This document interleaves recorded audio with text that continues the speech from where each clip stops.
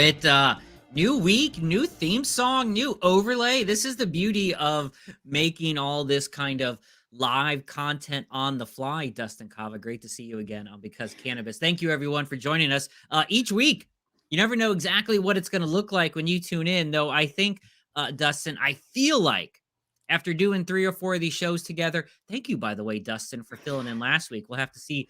Give me a quick recap of crypto and cannabis, the 3rd episode of Because Cannabis. I feel like, Dustin, we are slowly honing in on what Because Cannabis is, right? We wanted to talk about the product. We wanted to talk about the world living in it. As with anything, it grows and evolves as you go through time. So I feel like you feeling like we're getting closer. It's going to be a little bit different next week. There's always tweaks, right? But are we close? Are we close to where you want it to be? Not even close. I'm one of those guys who are never even satisfied. But you know what? I like the momentum of the progress, and to me, sometimes that matters the most. That does. Hey, everybody, welcome to the show. Because Cannabis, my name is B.C. Wehman. Whatever spot he's in for you, that is Dustin Kava. We're here again each week to talk about, cannabis, having highbrow, down-to-earth conversations about the legal cannabis industry and the different aspects of it and the people that work with it. Some weeks we'll have interviews like we had last week, and let's do a quick recap. If you haven't checked it out, visit the YouTube channel, Wayward Media. That's where you'll find all of our great shows that Wayward Media produces. Thank you, Wayward Media, for having Because Cannabis on there. Check out Wayward Media. You can also find us on YouTube, Wayward Media.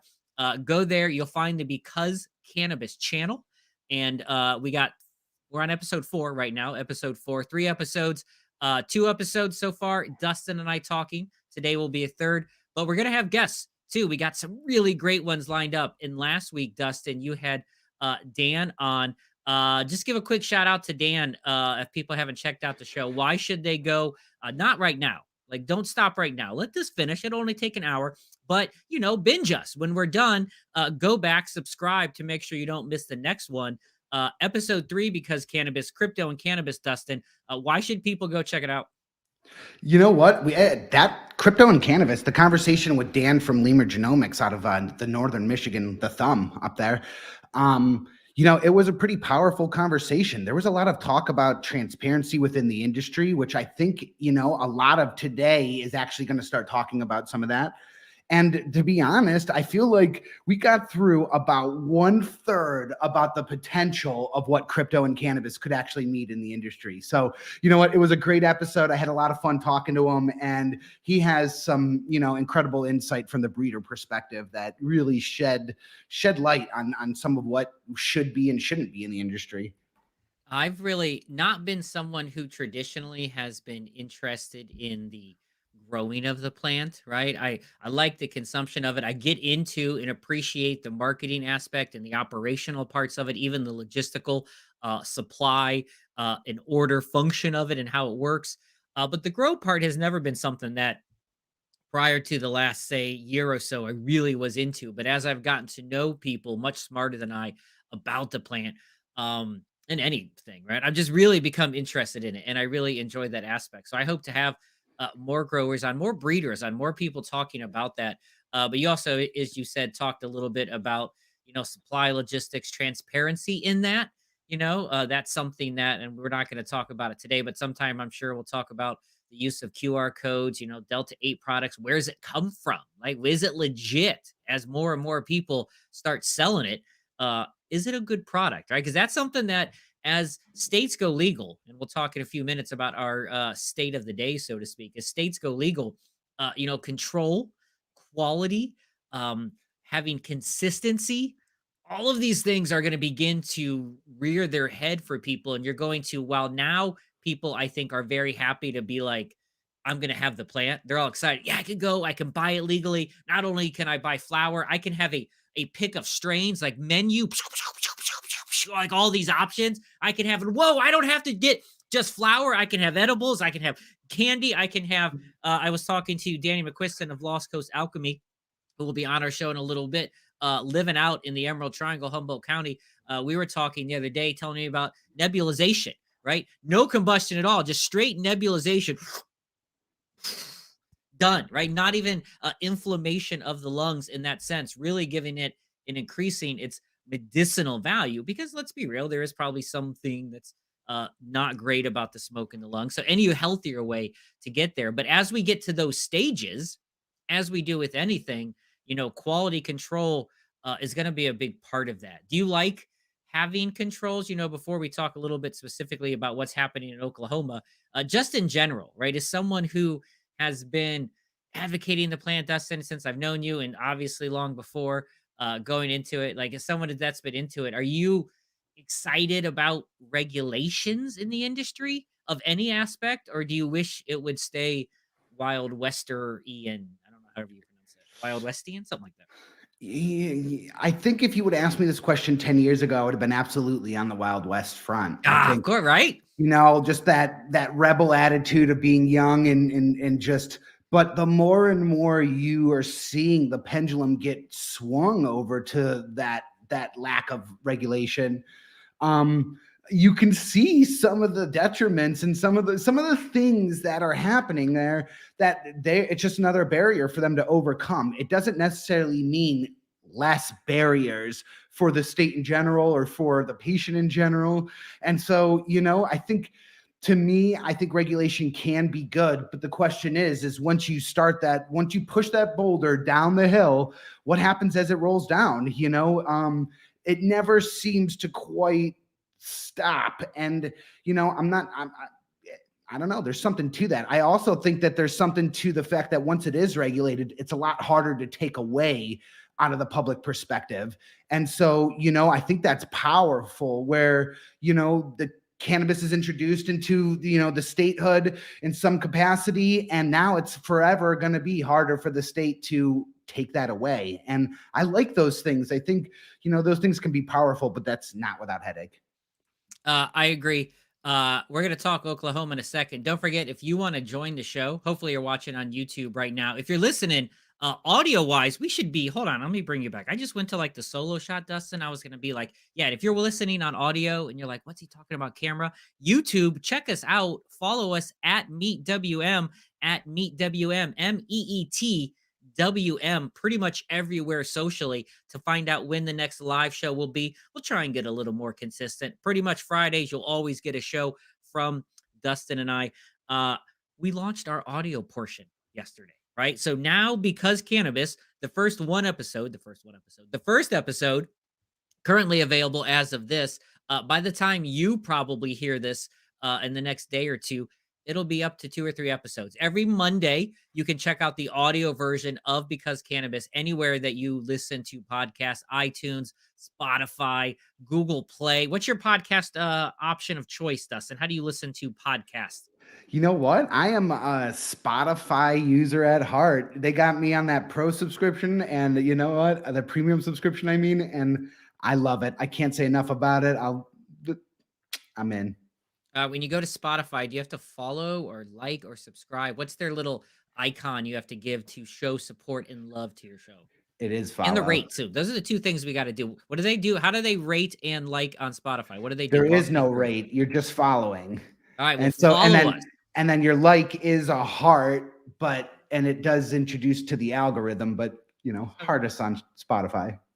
Someone was trying to show me, this is totally unrelated, how to make a heart like using, I'm terrible at this. Like the fingers, like you used to make it like this, right?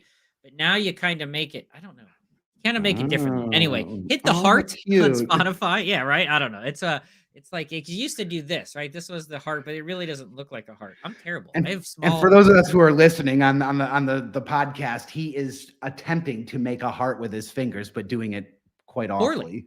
Poorly. Yeah. The show is now available audio wise. Check us out: iTunes, Spotify, Google Play. Follow, like, subscribe, whatever you do. Rate us. Type a few words when you're rating us. That's what helps gets those bumps up there. Give us 5 stars. We appreciate that.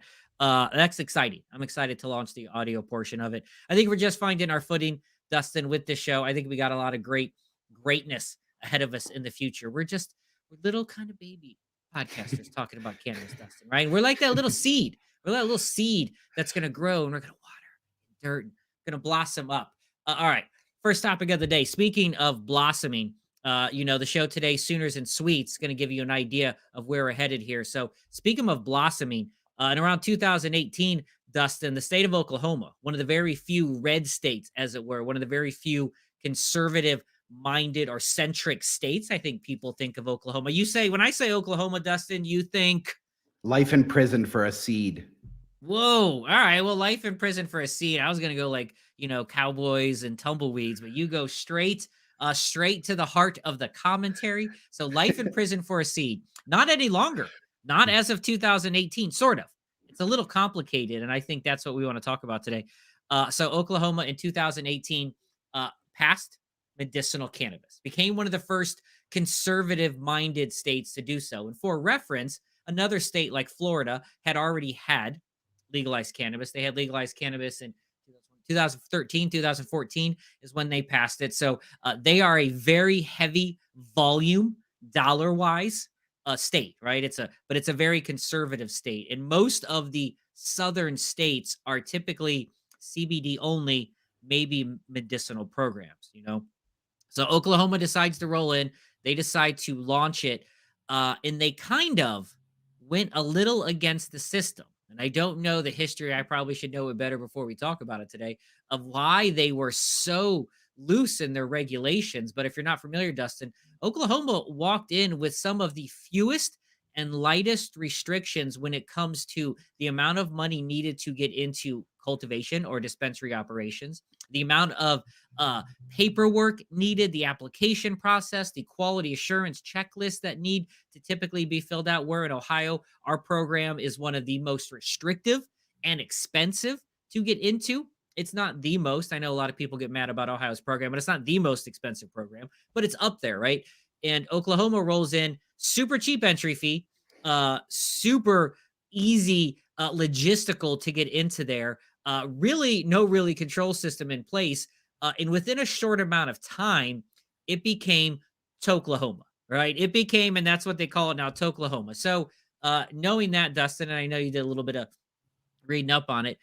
So when I say Toklahoma or a state that just says, screw it, we'll just make medicinal, but not really regulated. How does it make you feel? You get excited? You bummed out? Where are you at now with what's happening over there? I mean, if you, this was a rabbit hole, I guess I truly didn't realize the extent. I had understood Right? the per capita numbers, but I did not understand any. My understanding was only such a shallow portion. I mean, truthfully, the more I deep dive into this, my jaw just dropped further and further and further. And, again, 10 years ago, I would have been praising a decision like this. And now that I even, and a part of me had already disagreed with a portion of this, but, yeah, it's unbelievable to see what are some of the repercussions of the pendulum swing going in the opposite direction. I cannot believe the boom and how many licenses there are in general. I mean, Ohio has 13, Oklahoma 8,500, and it's just like, I don't know. There's something to that. There's something just mathematically absurd about something like that I just think, I don't know. It's something. Um, oh man, I gotta keep talking. Oh Oh yeah. man. So No, I sit there. I was trying to find. This is terrible. This is why we're trying to get better. I was trying to bring up this article to show you some information about it. But as we're working through the setup, right, the article wouldn't pull up for the share thing at the time. So yeah, so let me give you some stats here, right? $2,500 entry fee, basically $25 kind of flat application fee to get into it. To give you a quick reference, Ohio has not only a either 20,000 based off your size cap plant or 2,000. Actually, they don't cap on plants. Some states like Michigan, Colorado have plant cap, right? You can grow so many per license. Other states like Ohio, Pennsylvania, you can grow so many per square footage. They went with low entry fee, no plant cap, right? Go all into it and just see what happens. And so they have thousands, right? They have literally thousands of dispensaries and thousands of people growing within their program, which is insane. We have, in Ohio, for example, we have 33 growers that are here right now. We have 60 dispensaries. They're looking to upgrade it to about 170. Um, there are some 9,000 entities currently. Actually, I just saw it just went down. I take that back. It's about 8,300. They just had a decrease Every month, it went down in a month like 100 dispensaries. So it's a very open Wild West system where anyone with low entry can get in. And so what we saw happen in a good way is a lot of people come pouring into the state, and this is where it can be both good and bad out of state process, come pouring into the state, flying in from all these neighboring states and beyond, or picking up their grow operations in the overcrowded or oversaturated markets of Oregon and Washington that are just struggling, right? The wholesale price in California of a pound is in the hundreds now. It's like in the hundreds. And for a pound, wrap your brain around that, stoner from the Midwest who can't get good anything but brown frown, right? Like pounds of high grade product is in the hundreds. So you have to find unique ways to make profit and such. And so it's just a different world. So they picked up and they came to that state. Now, it's a couple different branches here to climb, Dustin. So let's start with this. Uh, Oklahoma said, we don't care where you come from. Come from any state you want. Most states have a moratorium of what they like to say, where you can't be from an outside area, right? You can't be from outside the region. You can't be from outside the state, whatever kind of clauses they put in. It has to be in state ownership. Now, there's a lot of people that use loopholes. Ohio's was a year, 365 days. A lot of companies end up getting fines because they try to sell or transfer the licenses too early before they can do it. But Oklahoma said, nope, whatever you want to do, come on in. So, uh, as an outside grower, Dustin, you may say, woo, sweet, I could just barge on in. But if you're someone from Oklahoma who's like, bleeding sooner red all day, right? You are crimson. And that's Alabama. Terrible. I don't know what I'm talking about. Does that, do you like those kind of state or foreign moratoriums for cultivation licenses? Should it go to the people in the state, or should it be a free market, even though it's a state by state legalization process? I mean, we've seen what happens when you are not really an outsider. We have close people, at least I have someone close to me who left this state 10 years ago because the state wasn't ready to have the initiative, goes to Michigan, starts up a business out there, and then comes back to Ohio when Ohio is finally ready. And because of that, he's labeled now Michigan coming into Ohio. And so, Oh. it was like, no, everybody I know is in Ohio. My whole life, I left everything to leave Ohio to start this to be ready. And Yeah. so I've seen the other play, but when I was reading the notes about, when I was like diving into this, I thought Oklahoma did have a rule that said 75% of the company had to be owned by someone who lived in Oklahoma for longer than 2 years, or 2 years or under. Sorry, Well, whatever. that's the rub. But That's the that's, rub in the Oklahoma program is yeah, and that, no one's checking. That's the problem. exactly. And No and one's and checking. And the truth is we fall down to this concept of ownership of a company. What exactly does that mean? I mean, the second a shell company is managing the facility or the procedures of it, what ownership is actually owned by that person, that Oklahoma entity or whatever. So I think there's a lot of gray area. And I couldn't even imagine what the logistics would take to check that many facilities or that many licenses out. I don't think Oklahoma did either. They haven't even been to less, or I should say, they have been to less than 25% of the 9,000 some It's so crazy. legalized facilities, right? And so most states are getting checked by whatever department runs them, maybe multiple times a month, right? You get to know your inspector on hand. You have cultivation companies, dispensary operation companies, processors in Oklahoma who have yet to see a single official from whatever organization is overseeing their legalized medicinal program. Yet 2+ years they've yet to see a single person walk in the door, and that is where it is mind-blowing, especially for these states that are locked down tight. Michigan runs a happy medium. They kind of are locked down, but they really are way less restrictive with what they have. Now, what Oklahoma did, I mean, they also brought in home grow, so medicinal patients could grow. It probably doesn't surprise you, by the way. A state like Ohio is about 0.9%, like population saturation. 0.9% of Ohio's population is a medicinal program, in the Ohio's medicinal program. Pennsylvania, right to the east of where I sit here is about 2.1. Michigan's just over a percent, but when you have adult use programs, you tend to have fairly low population saturation numbers of medicinal. Florida, even though Florida brought in $1 billion in 2021 in medicinal only, no state can even touch that. They're only at 0.8%. Oklahoma, do you have a guess? Do you know? Like, I'm going to blow your mind here. Uh, it's more like 3 to 4, I thought, or Yeah, maybe even up right. towards Four and a half 5. percent last Shit. number. 4.5%. You're right there. 4.5% projected, Mm. maybe up to 5%, depending of population there. So you have obviously demand for it. You obviously have that. Some of those states, by the way, you were talking about the out of state. Some with the state is cracking down. So that is a reason why they did go lower recently on their numbers, where states were cracking down on it. But I mean, It's an let's just talk interesting. about Go ahead. let's talk about that barrier of entry a little bit. You not only mentioned like the $2,500 barrier to entry, but now for an Oklahoma, for a local Oklahomian, I don't know what's the term for I an don't know. Oklahomite, for a Oklahoma. Sooner, for a For a Sooner to get their Sooner. card.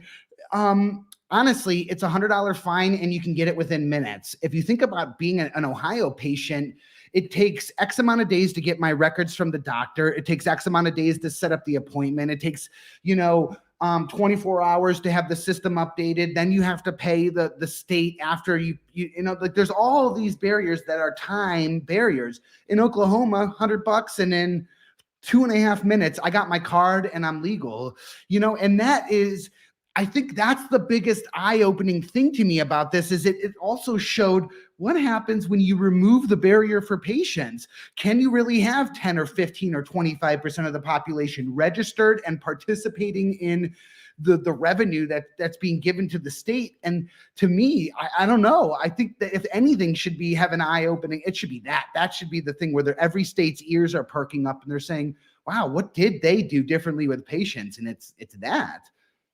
Yeah, that's a big part of it, right? You are correct. They have a very, very low entry restrictions, right? It's not a huge process. The dollar amount is fairly low comparatively to most states. Um, so obviously that's a big part of getting patients in, and also because there are very few requirements, you probably have people who are taking advantage of using it as an adult use type program of that regard. It is interesting though to see. I think what's happened though, and this is where if you Google right now, like Oklahoma cannabis news or medicinal marketplace news, what you're going to find is the pushback, right? So this is in the state we're in now. In fact, Mississippi, which just legalized medicinal cannabis, and they have the votes and the signatures to get adult use, but the government is fighting it, kind of like South Dakota, where in 2020 they approved both adult use and medicinal on the same ballot at the same time. Never been done before, an unprecedented kind of move. Yet the government ship of it, right? Whatever you want to call it, the governor and their House and their Senate, their Congress decided to remove the adult use portion, right? People voted for it. I don't know why I said this. No one votes like that. I don't know. How do you vote anymore? Like you vote. I can't even recall. It's a weird thing. I don't remember. I So still however you like, vote, is it like a pencil? Like, do you yeah, still fill in the bubbles, right? The bubbles, right? I still do my bubbles. Yep. That's a terrible thing to forget. So like it's been a couple years. I only do it every so often. So I am registered people before you comment. If you do want to comment, leave it there, but I am just back off. You fill in the bubbles on the little sheet, right? You give it to that 97-year-old person, and I know I've been there. Anyway, so on South Dakotians, we're gonna just really mess up all these names and proper terminology for these people. On the South Dakotians voted for medicinal and adult use, but the government shippians make up all sorts of language said no. Allowed medicinal, said no adult use. Mississippi is struggling to launch their ballot approved medicinal program. In the comment from I don't think it was the governor, I think it was the one of their House or Senate leaderships, Republican, said, we're not gonna be Oklahoma. Right? They're freaking out about it. Because here's the other problem with what Oklahoma's doing is the only people really making money are like people who just have a ton of money already to come in and put together big operations, right? I mean, I think that's not all the people that are making money. I'm sure, let's be real, there are probably some success stories from people who are in Oklahoma, maybe some people from some underserved communities, maybe some people even from typical non-representation, maybe some African American, female ownership that probably had a great success. And we can't deny there's probably, because of this low entry fee and because of the ability to get out of state, some people probably did pretty well.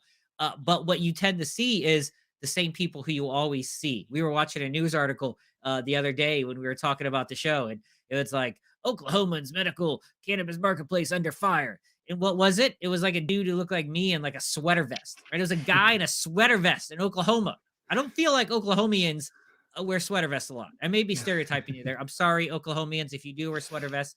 It's a fashionable look. I mean, it really is. But that was my point. I was like, that's not who I want to see when you have more states that are pushing more social equity. States like Massachusetts, which is doing it fairly well. Michigan has a pretty strong social equity program, or at least trying to launch it.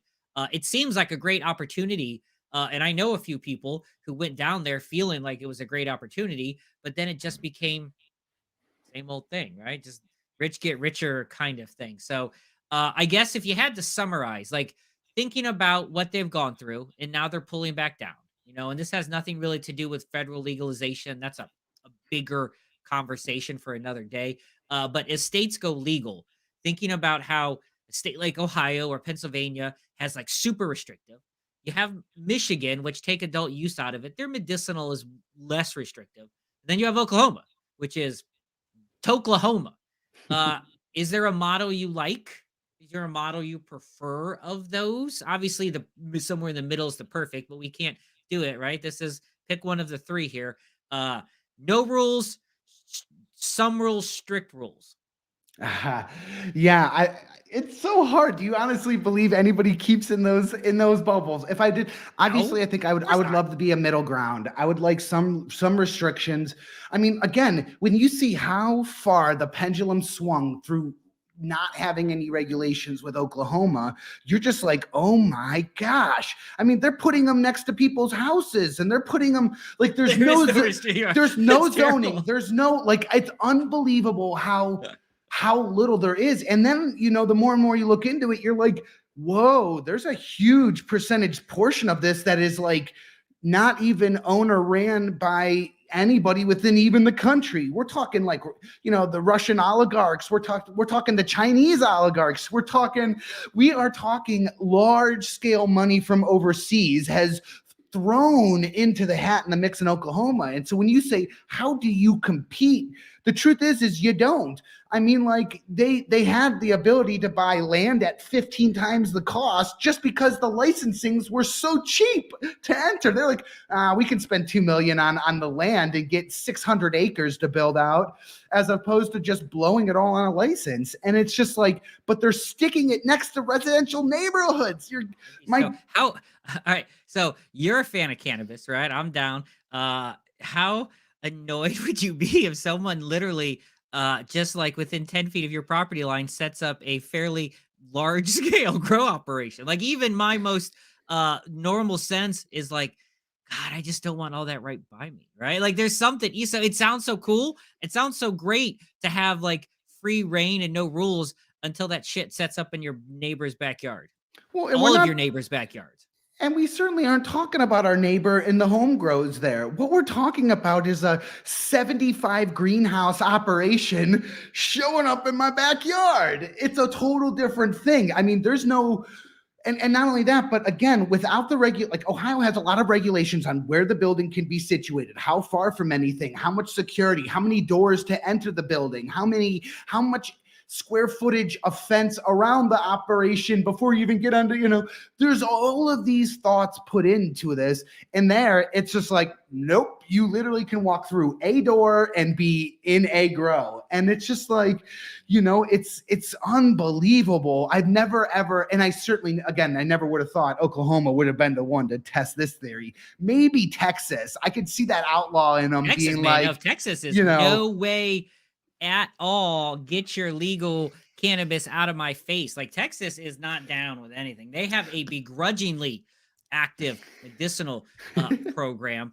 They have a pretty flourishing CBD program. The funny part is the South, some of these really red states, not so much Oklahoma, Texas, but really some of these hurricane like Atlantic coast, the Carolinas, Kentucky, Virginia have amazing soil, particularly for CBD. So we've seen some really strong CBD and probably obviously Delta 8, Delta 10, all these other cannabinoids coming out of the lower kind of mid southern areas of Kentucky, Virginia. In fact, Kentucky's all in embracing it. They've gone for the bluegrass state to the CBD state, right? They're all in on that. Oklahoma was all in on it. They obviously are fighting back a little bit, but it'll be interesting to see for some of these other states. I think what had happened was initially the success of it may have given states like Mississippi and such a little bit of a excitement, right? They may have been like, "Woo, I like it. I see what's happening." But then what the outcome has been, they may push back. I could see this delaying potential, especially adult use legalization in any of those southern states that border that. In Kansas, which is one of the three holdouts that has nothing, right? Kansas, Idaho, and Nebraska have zip zero nada legal laws. They're not coming anytime soon because you can just go to Oklahoma. Oklahoma should just go adult use. They should just go adult use, say, fuck it, I'm all in. Screw you, Colorado. I see what you're doing, California, with your $6.5 billion in sales in 21. I don't care. We are Oklahoma, son. Just rewrite the history of that. Though, that said, I would imagine, and I'm not a cultivation expert, you're closer to that, Dustin, that the outdoor grows in Oklahoma, I don't know if that's the ideal soil for cannabis. It's very dry soil out there, so you'd have to really water it. I would guess most of the well-grown cannabis in Oklahoma has probably got to be indoors. It has to be Well, indoors. they certainly, even the outdoor grows certainly aren't growing in the ground per se, too. Sure, they're on Like, pots and things like that. A lot of yeah, sun, though. I mean, you get a lot of natural sunlight, so your water bill is going to be huge. Oh, that's the other part. Before we move yeah. on to the other thing, is the reason that maybe some of the leadership in Oklahoma is getting all annoyed and getting their, getting their buds in a bunch is because what is happening to the like the water bills, right? The electricity bills. They're just, those little dials, like it's like a movie that it's like spinning, like it's broken. How much water usage, the infrastructure, and this is a thing that most states go through. Oklahoma is going through it now, but states like California are dealing with that. Multiple states have this issue with what it does to utilities. Obviously, one of the most underappreciated aspects of running a facility is your water and electric bill are soups high, bro. I don't think you understand how big they are when you have 500 plants under there, how much water you will go through. Which brings us to another day and another conversation about, the ways to recapture that water. But the attack on the state infrastructure, electrical grid, and water source in Oklahoma, a state that, by the way, last time I looked on the map, dry, not a lot of water around I there. was just gonna So say that's they the other pump thing. in almost every bit of water from outside. Like I can't see they are landlocked across the board with and flat. There's not even mountains where rainwater really comes out. It's just flat. So Tokla freaking Homa, though. Never thought I'd have that I'm so conversation. proud of Never. them. Tokla freakla Homa. I love it. I love it.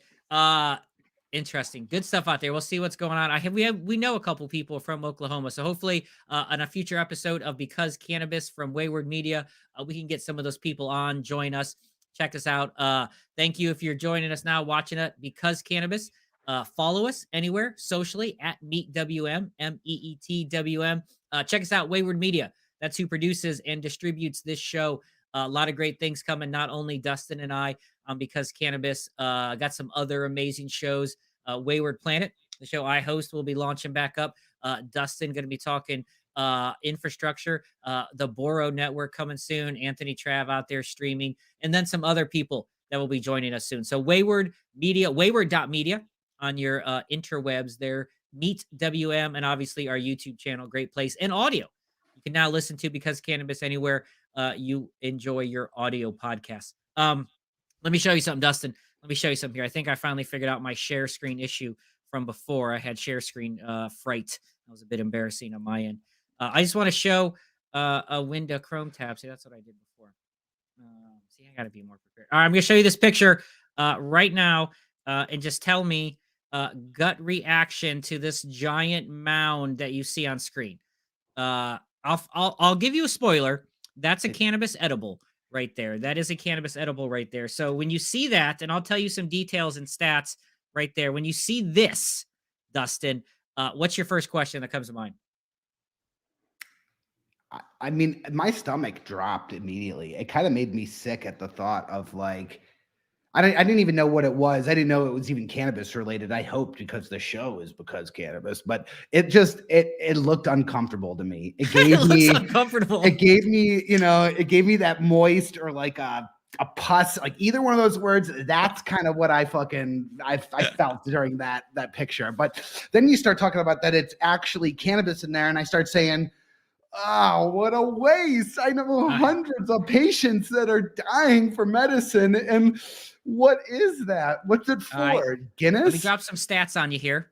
Please do. You can see it on the screen. I was trying to hide it from you a little bit. 135 pounds. That's 135 pounds of gelatinous material. Take away the cannabis that's inside of there. 2 feet wide, right? 2 feet wide. So now you got to kind of picture like what that's kind of looking like in front of you. So visualize that, everyone. If you're listening on the audio channels, on iTunes, on Spotify, on Google Play, if you're listening there, or if you're watching us, some kind of 2 feet circular diameter, like this pop top kind of thing, right? It's like a half circle. So this 2 feet blob, half circle, as you see on screen here, 135 pounds. So that's heavy. If you had to guess, Dustin, if you had to guess, how many milligrams do you think is inside of that particular 135 pound, 2 foot wide? Before we get to there, sour apple. Side note, if I'm going to choose to make a gummy that I'm going to obviously either share or something, sour apple feels like a very bold choice to go with gummy flavor, right? Sour apple is not where I'm going with that. So when you see that on screen, sour apple, how many milligrams THC do you think were involved in the making of that product? I'm guessing 13,346. No. Are you ready to know how much weed was not smoked in the state? By the way, this is from Missouri. So Kansas City, Missouri. Good Day Farms is the name of the company that made this product. They are launching, this is just recently that they rolled this out. They're launching a whole slew of products. We'll give Good Day Farms a quick plug as they took the time to do it, even if we do trash their idea in general. Sorry about that. Good Day Farms, Kansas City, Missouri, in a promotion. So this was a marketing stunt, right? And so maybe we can talk the validity of success for this marketing stunt. They crafted this. All right, Dustin, you ready? You're way off, by the way. You are way off. Over or way under? Oh, you are so under. Times 10. 100,000 milligrams right here. It says it on the screen. We're rolled down. That is a 100,000 milligram cannabis gummy that this young gentleman here from Good Day Farms in Kansas City, Missouri is standing in front of. So now that I tell you the amount of product that relies on there, what does that make you feel? It makes me think that they just put moldy product in a edible. I'm going to guess it's probably not consumed, which brings us to the point, though. What do you do with that? What do you do with that? Like, what do you do with it now? So I get they're going, and you understand the idea behind a good viral marketing stunt. It raises attention. Here, let me do this. Let me close that screen real quick. Before we talk about that, let me show you one more here. So let's see, bring this up. We'll get better at this, people, as we work on sharing our Chrome tabs. I'm going to walk you through the process of how I'm doing this now. All right, so now let's pop this sucker on screen, Dustin. Let it load up there. Computer running a wee bit slow. Come on. Oh, there it is. All right, here's some happy people. These happy people are in, where are these folks at? These are in Massachusetts. These are Massachusettsians. We're messing up all sorts of names here. Massachusettsians from a place called MaryMed, MaryMed, MaryMed, a Massachusetts dispensary. So these fine folks made a brownie, the staple of infused cannabis, right? One of the first probably infused cannabis products every person has is a brownie that someone made at a party. You have no idea what's in it. It could be anything, it could be nothing. You just hope it tastes yummy, right?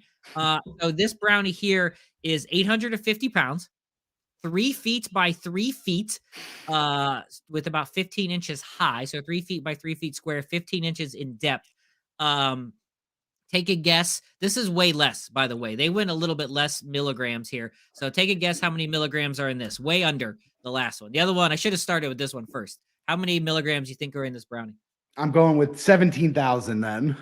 You're still under 66 joints. I don't know who did the math because I think the joint total depends on who's rolling it. But the article says 66 joints. But if you roll heavy, bro, you're like 66 joints. Like, come on, that's probably like 20,000 milligrams. So that's 20,000 milligrams THC inside that product. 3 foot by 3 foot brownie into there. Once again, Mary Med in Massachusetts. So, first question, either the gummy or the giant brownie, Dustin, are you eating it? Are you No. taking a bite? Are you taking a slice like a birthday cake? Are you diving in? Like, do you just rip a piece off like like the spinach dip that you get in the pumpernickel roll, and it's got the creamy spinach dip in the middle, and you kind of take a piece, and sometimes you kind of eat some of that pumpernickel? Are you doing that? Are you just saying F you and your giant brownie? How do you roll when someone says, hey, because I'm feeling like you rolled into the break room and you just go, right? And then you just take these giant slices. But I also can see the world where I just go, but I also get grossed out. Like, I don't like to, if I'm in a bar or any sort of place, and COVID has done away with a lot of this, where you have like a jar of shared nuts or pretzels. I don't share my nuts with anyone, right? I don't share my nuts or pretzels with anyone at all. I'm not putting my hand on someone else's nuts that are next to me in the jar, and no one else is putting their hand on my nuts that are next to me in the jar, or whatever thing I'm at, because my nuts are clearly on the table in front of us, between the guest and I. I think that was delicately played on my part. I don't share that. So I'm not going to share this. I get kind of grossed out, if I'm being honest, about birthday cake. Like, just the slicing. Where are you at? Are you eating either one of these, or are you walking away? Regardless of your disgust for the waste of product, and you are correct, it's probably not great product. Are you still eating it because it's a fucking giant brownie and you feel like you should? You know what? Oh, I really, really, really, really wanted to say I would never eat it, but I'm going. I am. I'm saying, Yeah. how am I supposed to tell my son that I ate the largest, a piece of the largest fucking weed brownie in 2020, or whatever the hell I got to. When I'm 75, that's the shit I'm gonna remember, not almost anything else. So, yep, I did it. It tasted like shit, and I'm sure a lot of people had their fucking hand in their ass before they grabbed their slice. But you know what? I ate it with a smile. Wow, that should not be on the poster. I feel like that's a terrible marketing slogan. You might have your hand in your ass, but this brownie's in your face. All right, so that makes me think. As I see both the gummies and the brownies, let me ask you, Dustin, when you got your choice of infused sweets, right? There's all sorts of way to consume. We talked about nebulizers earlier. I'm sure someday we'll break down the variety of consumable ways. Let's just focus on the sweets, right? Because that's a thing that appeals to several parts of our brain, right? The sugar part of it. Although that gummy, by the way, vegan. I don't know if I pointed that out. That's I was going completely to vegan. ask. It was I a was vegan going. gummy. Part of their launch was this thing that Good Day Farms from Kansas City, Missouri was putting out, is the promotion of an all vegan, all organic. So that was sugar free. So, helps the little belly, gets the LBs down. You don't have to worry about that too much.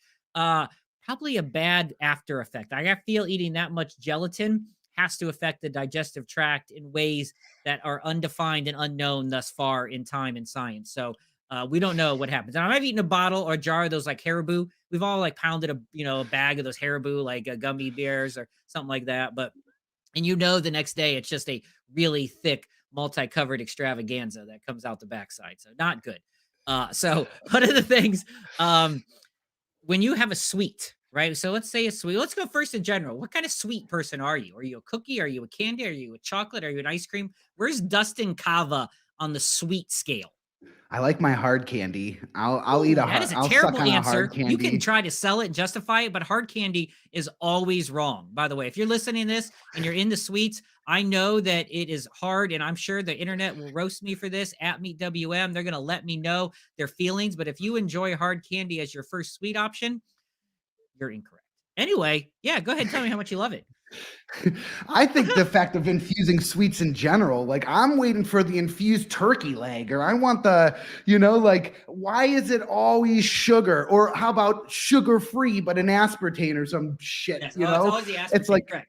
yeah, so it's like, I want that hearty chicken pot pie that's infused, or I want, give me a bowl of, jambalaya, or so. I don't fucking know what anything is called. But jambalaya. There's a missed market for that. I know. That's There's what I'm a show saying. like Bong Appetit, right? Bong Appetit kind of tries to raise the bar. So, but take it away. So hard candy, are you talking like a Jolly Rancher, like a Spree? Spree, No, by the way, I don't mind that orange or candy. lemon. I'm an orange or lemon guy, so I prefer just a straight. It's very hard to find orange hard candies anymore, but you know what? There's a couple good ones out there, and yeah, man. If I'm seriously considering our professional working relationship at this moment. I Like I'm kind of contemplating hearing this news, hearing your love of both, which by the way, orange is my favorite fake flavor. I know when you go down the sweet fake flavor scale, like fake cherry tastes like cough medicine from when I was a child. You can throw that shit in the trash, like not taking it, right? Fake orange is decent. Fake grape tends to also go more cough syrupy. Fake banana, Runts is the only people to pull off fake banana. Hard to do. Most banana milkshakes, unless made with real bananas, are shit. So fake orange, though, usually not bad. But the singular fact that you're sitting here when we have cookies and brownies and candy bars and ice cream and a cornucopia of confectionaries available to choose from. Thank you, alliteration. You choose hard orange or hard lemon candy. I eat my shit too fast. I am not a Oh, person who like sits at the dinner table and enjoys his meal. I am like, I got shit to do. I'm a Western. Like, I couldn't go traveling because my Western attitude would piss off half the countries I visit. It would. uh, I need the hard candy to literally dose me out in a considerable amount of time that is proper. Otherwise, to me, I'm eating that whole damn bag, and then we'll see what do you think happens. your It's body, and I'm going to say yes, there's probably people smarter than I. We'll have a scientist on here. Do you think your body, when you're, say, you got a hard, let's say, infused Jolly Rancher, for lack of a better term, an infused hard orange candy, right, that you're sucking on, and so it has a very slow release mechanism, right, because you're taking it over the course of 30 minutes. A lot of it, kind of sublingual through the saliva into the tongue and stuff, versus a brownie, for example, where you're kind of eating the bite and then chewing it, and that product, the oil consistency is already different, right? The way it absorbs into the ingredients. So I would imagine a hard candy, if I'm doing my put it on my scientist hat here, would have a longer lasting, more powerful effect. Because I would imagine that the THC, the more ingredients like sugars and eggs and other things that can soak it up. Once again, not a scientist right. or a chef, clearly, uh, that it would be the bigger high, right? Like a tincture, feels way differently than a cookie. It's just the way it affects your body. So I'd imagine a hard candy would feel differently on your high, so to speak, and your psychedelic or euphoric effects. I think it would feel differently than a cookie. Would you agree? I don't know if I've had a lot of hard candies. I'm more of a chocolate guy, by the way. Just like I like chocolates, I like that. Sometimes gummies, um, mostly gummies because of ease of use. Chocolate melts, right? First example, Right. the first thing I ever got was like an infused chocolate bar someone had given me, like 100 milligram thing that they picked up in Colorado. And I ate a couple bites because they told me to take it easy, go slow on it. And I put it in my bag and I go home. When I got home, it was a puddle of chocolate goo, which by the way, I fucking licked up. I'm gonna be real with you right now. I would have I hated was to. not like it was in a bag. Yeah, I did not. I kind of went like it was in a pile and I was like, it's like this is not my finest moment, everyone. So this is not indicative of how I always am. But look, we all have weak moments, right? We've all had this. If you have consumed anything, like I've had some flat Pepsi before, but yeah, I was like, but gummies, they hold better, right? Hard candies, lozenges, as you're talking, hold better too. So I actually see the appeal. Uh, but I do like the cookie though. How about Dustin when they taste like the taste of it? Do you enjoy that slight uh pungent taste of cannabis in your infused items, or do you want it to be like a Zima? Is that what it's called? Zima? What's it called? Zima? The Zima of alcohol, where it just kind of tastes like something sweet. Like all these Trulies and all these hard alcohol seltzer beverages, they taste like fucking seltzer water. There's no difference. Yet all of a sudden, two in, you're like on your ass. You're like, what just happened? I was just drinking, orange mango and now I'm three sheets. So, do you like to know when you're eating it that there's a little hint of danger? Or would you prefer it to taste like a Toll House and then an hour later you're like, what just happened? I don't mind the taste. I don't necessarily seek it out, but I certainly don't mind it at all. I mean, really at all. Certainly not compared to what the average person that I'm ever around is saying about the taste. most people I have ever come in contact genuinely hate the taste. And I don't have that gut reaction to me. To me, it's just like, this is my medicine and it's a hell of a lot better than cough syrup. So yeah, I'm gonna eat that thing. I don't mind the taste, but I can tell. I can tell when I have one that is just not is well prepared, right? When it just that they didn't do a good enough job, and it has this kind of there's a I don't know, I can't describe it. I'm not I feel like I'm usually It pretty is. good It's a with words here. grit and an oil that you But just there's can't a shake. spinachy taste to it, right? Because it's a green leafy thing, right? It's a green leafy thing. So there is a like a bad cooked spinach taste sometimes that comes from a very low. I actually, I don't know if I can say this. I had one not that long ago. You actually had the same thing. I'm not gonna should go no further. It was not good because of the taste of it alone of that. And so that's an earmark. I prefer mine. Like I like to know that it has its infused. And I know that dosage size, and we'll get a good cannabis chef on here sometime to really break down dosage size. We both know a few. So we'll have some of those folks join us, talk about dosing and things like that, educate you on because cannabis. Why? Because cannabis, of course. But when I am consuming, I like to know the dosage. I know it's not pure science. I know there is some leeway to how they calculate it, but I think I roughly between different products know what 25 milligrams, what 100, what 10 is like. But I want it to taste like its competitor in the non-infused marketplace. Like I want it to taste exactly like it. I don't need it. I don't mind it. I'm gonna still eat it. Look, if I licked chocolate out of a backpack, I'm clearly gonna eat a perfectly good cookie with a slightly spinachy feel and taste to it. But I'm not gonna be happy about it. Not gonna be happy about it, Dustin. That's all I'm saying. We'll have to figure that out. We got to break down the great edible debate. I know we've talked a little bit about how it's different than your body and the way it infuses it. We'll get some people on our show coming in the future that are smarter than us. You want to talk about edibles? Let us know in the comments. Obviously, follow us at Meet WM. You want us to talk more interviews, more of the two of us just shooting the shit about cannabis? Let us know. Follow us, subscribe, like, rate, whatever we talked about at the beginning of the show.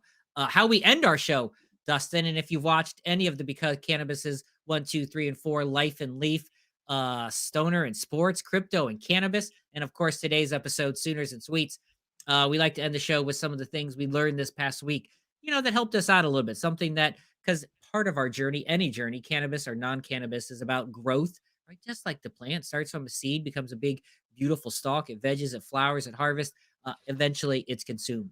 So we like to learn, we like to grow. Dustin, you and I have been putting our proverbial noggins together, literally, figuratively, going through this show. I love the new look that we have today. I'm excited to see where it goes.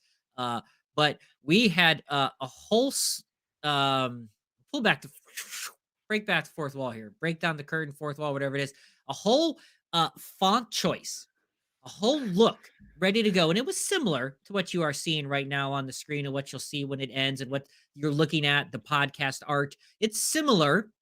It's still this really beautiful black and white path of a cannabis facility. It still has this kind of eggshelly white font to it, but it had this cool reverse imagery where one of the fonts was open.